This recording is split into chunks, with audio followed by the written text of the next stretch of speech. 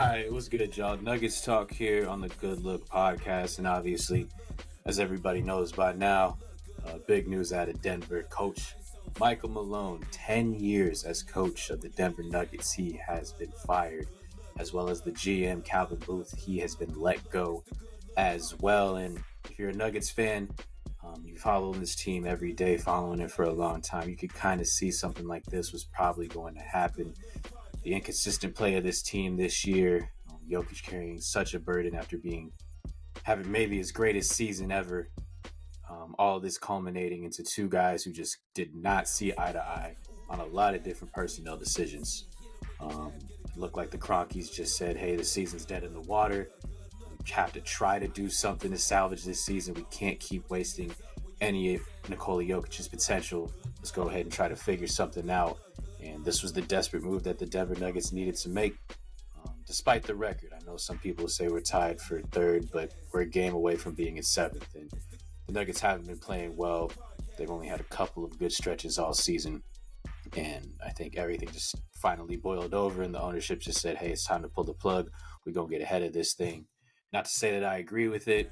I think Malone, being the only coach to ever bring a championship to this franchise, to have him be fired in what is tied for the latest firing of a coach in NBA history, I feel like is a disservice to him. He should have been able to at least close out the postseason and see what happened and then pretty much move forward from there. But it is what it is.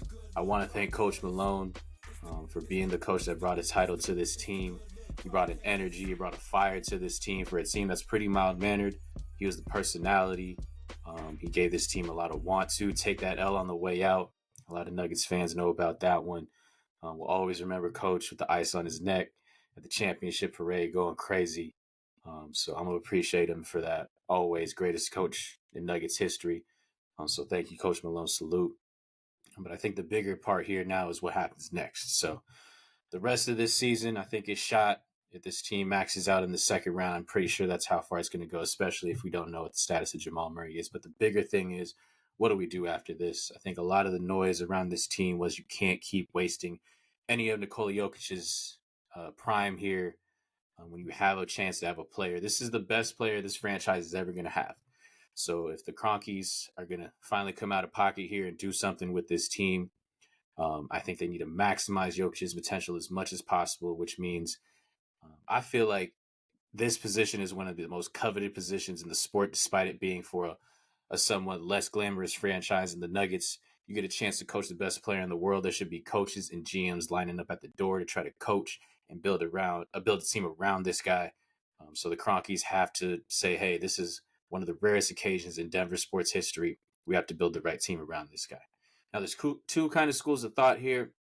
I think there's the approach where you get the Nuggets to try to accumulate assets and get an all-star. Now, I know that's probably something that a lot of people would want, considering Jokic hasn't played with one in his career.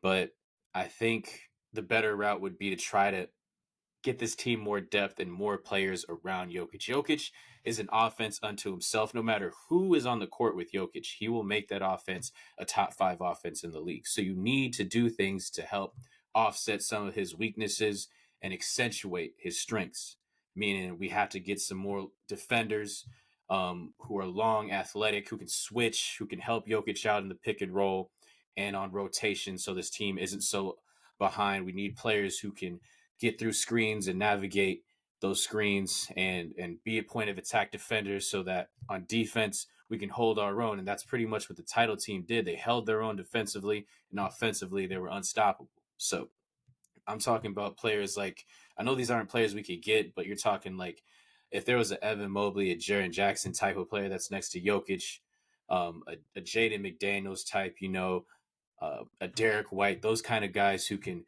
do multiple things. Because I think that's the tough thing about this team right now. We have guys who can do either one thing or the other, play one side or the other. And we need guys who can do both, do multiple things for this team. Even guys like Najee Marshall and Aaron Wiggins. You see those guys on their teams. They're guys who can pass, dribble, shoot, and defend. They can do multiple things on both sides of the court. And I think that's the mold that the Nuggets need to go after. They need to build their team like this is the 2014 Spurs.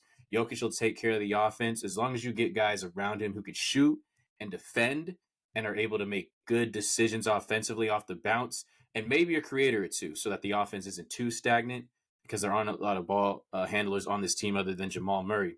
So if you get a couple of creators, a couple of guys who can shoot and defend, I feel like that's the best way to build around Nikola Jokic and try to make this situation as good as possible. Because once again, maximizing the potential of Nikola Jokic while you have him here is of the utmost priority. But obviously, the timing of this is the most shocking part. It's hard to believe with 3 games left in the year we're going to be out without our coach going into the playoffs, potentially the play-in.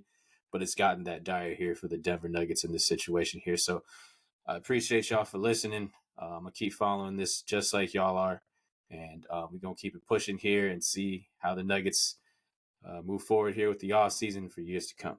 Appreciate y'all listening to the Good Luck Podcast. It's LP. I'm going to check you later.